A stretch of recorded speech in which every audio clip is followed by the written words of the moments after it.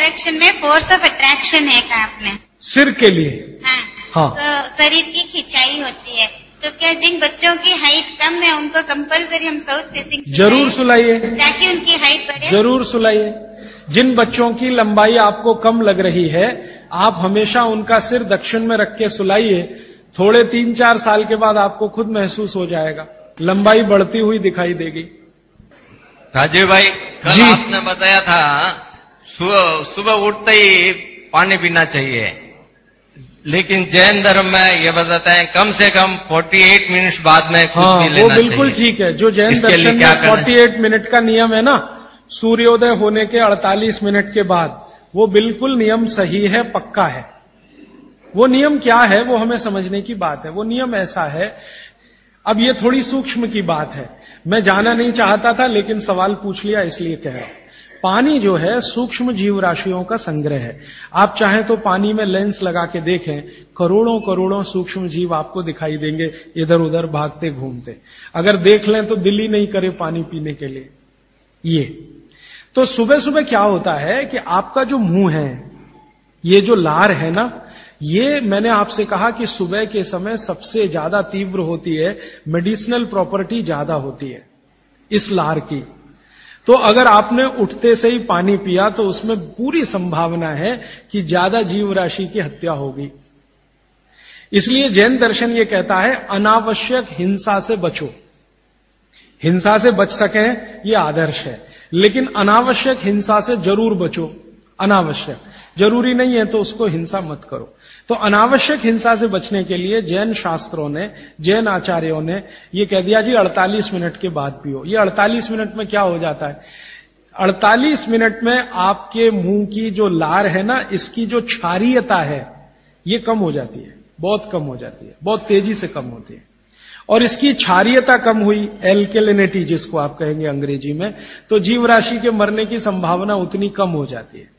तो फालतू हिंसा से बचने के लिए जैन दर्शन ने यह कहा कि नवकार्षियों एक शब्द इस्तेमाल करते हैं ना, हाँ, तो ये उसके साथ उन्होंने जोड़ा।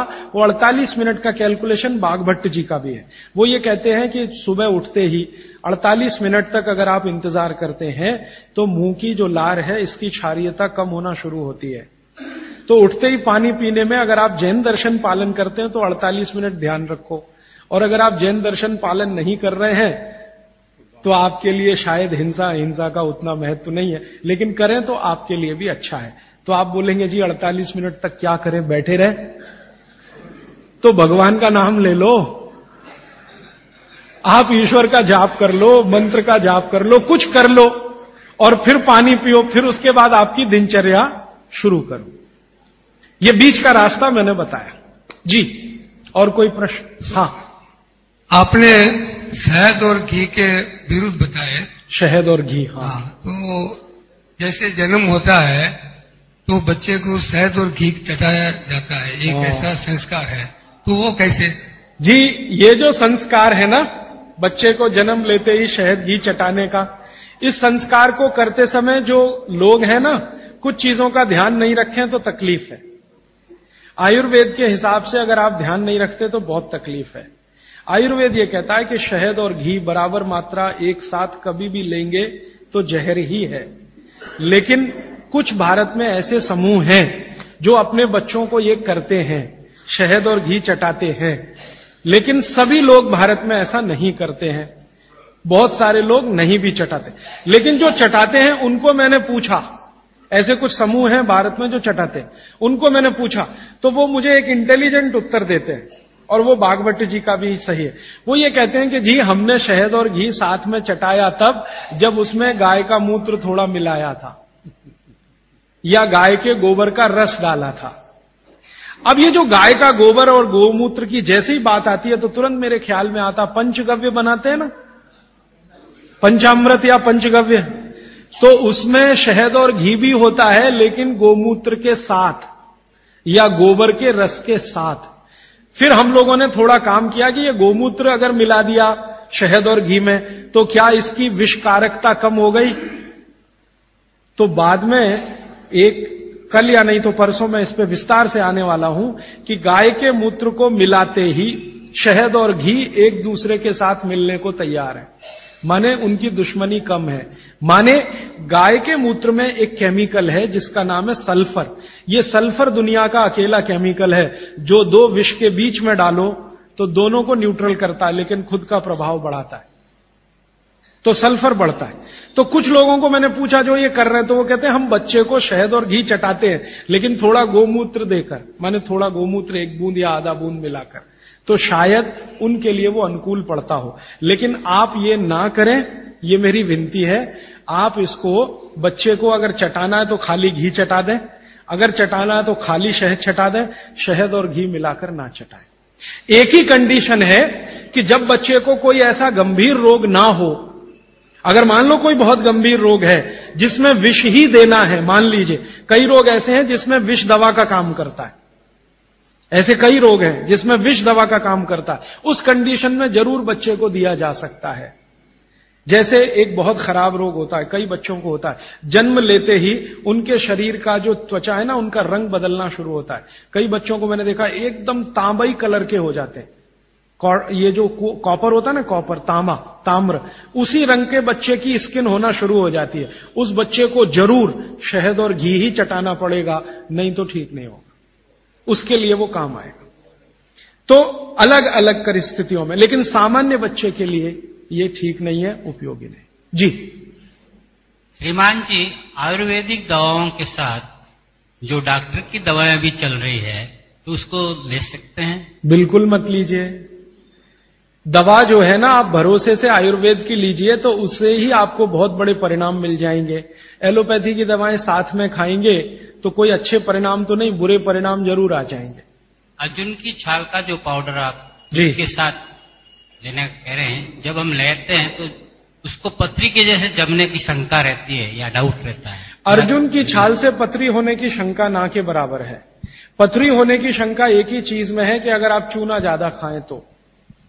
अर्जुन की छाल से आज तक मैंने नहीं सुना किसी को पथरी हुई है, क्योंकि अर्जुन की छाल में जो कैल्शियम है वो बहुत ही कम है और जो है वो बहुत आसानी से घुलनशील है, वो आसानी से डाइजेस्ट होता है। पथरी होने की संभावना तभी है जब आप ज्यादा चूना खाएं। जी, पेशाब करने के पश्चात पानी पीना ठीक है या पहले पानी पीना? कल तक इंतजार कर लीजिए इस नियम के लिए, ये कल आने ही वाला है। आप पूछिए जी। क्या जी? काढ़ा शाम को भी पी सकते हैं लेकिन सुबह सबसे अच्छा। शाम को चाहे तो पी सकते हैं लेकिन सुबह सबसे अच्छा। शाम को पिएंगे तो नुकसान तो कुछ नहीं है लेकिन फायदा भी बहुत नहीं आएगा। फायदा सबसे ज्यादा काढ़े का लेना है तो सुबह का ही। जी जी जी, इनको चाय पीने की आदत है सुबह उठते ही, बहुत लोगों को होगी। इसका नुकसान बताएं। देखिए, मैं एक ही मिनट में आपको बताना चाहता हूं कि चाय जो आप बनाते हैं उसमें चाय से ज्यादा नुकसान है चीनी। ये जो शुगर है ना, चीनी, इसका चाय के साथ कोई मेल नहीं है। अगर आप चाय पी रहे हैं, वैसे तो मत पिए क्योंकि आपकी तासीर के अनुकूल नहीं है।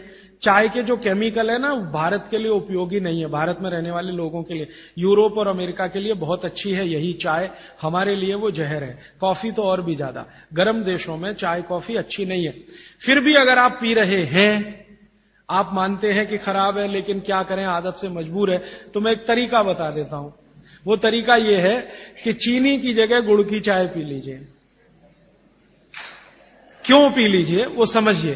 गुड़ जो है ना क्षारीय है और चीनी है ना अम्लीय है। चीनी जब डिसइंटीग्रेट होती है तो उसके जो अंतिम परिणाम है वो एक एसिड के रूप में ही है, और गुड़ जब डिसइंटीग्रेट होता है तो उसका अंतिम परिणाम है वो क्षार के रूप में है।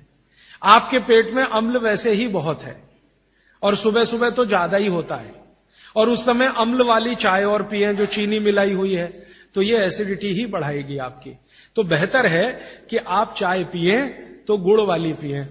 अब गुड़ वाली चाय जब पिएंगे तो दूध नहीं डाल सकते उसमें, क्योंकि दूध फट जाएगा गुड़ से, क्योंकि दूध और गुड़ की दोस्ती नहीं है। तो फिर बिना दूध की चाय पिए।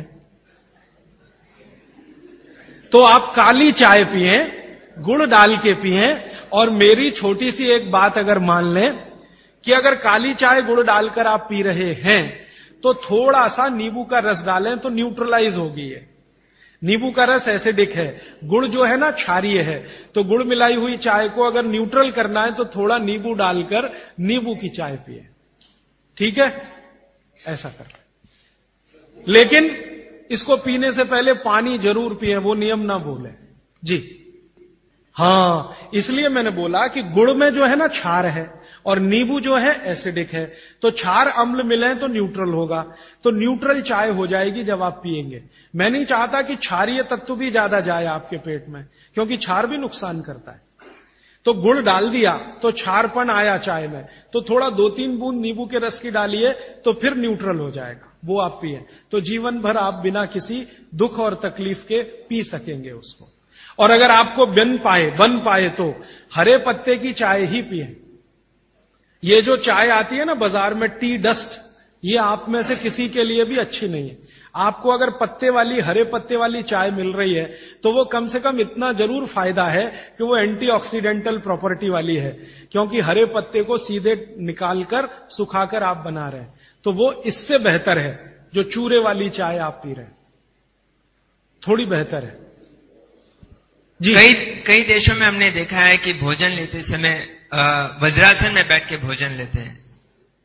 तो ईस्टर्न कंट्रीज में करते हैं, इंडोनेशिया में, मलेशिया में, थोड़ा सा मंगोलिया में जाएं तो वहां भी करते हैं। वज्रासन में बैठकर वो लोग भोजन कर सकते हैं, आपके लिए उतना अनुकूल नहीं है, क्योंकि आपको भोजन के बाद वज्रासन करना अनुकूल है। भोजन करते समय आपके लिए सुखासन या उकड़ू बैठकर आसन वही अनुकूल है। अब ये क्यों है, एक दिन रुक जाइए, परसों मैं एक्सप्लेन करने ही वाला हूं। और मैंने ये भी नोटिस किया है कि यहाँ के लोग भोजन लेने के बाद शहद लेना वाजिब समझते हैं, इसलिए क्योंकि डाइजेशन में हेल्प करता है। लीजिए ना, मैंने मना नहीं किया, लेकिन जैन दर्शन का पालन अगर आप कर रहे हैं तो मत लीजिए। और अगर आप जैन दर्शन में पालन नहीं कर रहे हैं अपने जीवन को, तो आप शहद लेने के लिए स्वतंत्र हैं। जैन दर्शन में है तो मैं स्ट्रिक्टली बोलूंगा ना करें, क्योंकि उसमें हिंसा और अहिंसा की बात आएगी। शहद जो है ना जीव राशियों का समूह है, और बड़ी मक्खी के शहद में ज्यादा जीव राशियां। पानी कितना लेना चाहिए ये सबके लिए अलग अलग है, तो इसका सूत्र बता देता हूं। हर व्यक्ति को कितना पानी पीना चाहिए, आप अपना वजन करिए। वजन अगर 60 किलो वजन है तो 10 से भाग दीजिए इसमें, तो 6 आएगा, और 2 घटा दीजिए, तो आप 24 घंटे में 4 लीटर पानी पी सकते हैं।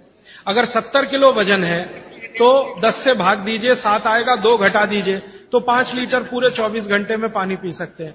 किसी का वजन 40 किलो है, 10 से भाग दीजिए, 4 आएगा, 2 घटा दीजिए, 2 लीटर पानी पूरे दिन में पी सकते। हर व्यक्ति अपने वजन के हिसाब से पानी तय कर ले, जितना वजन 10 का भाग और 2 घटाना।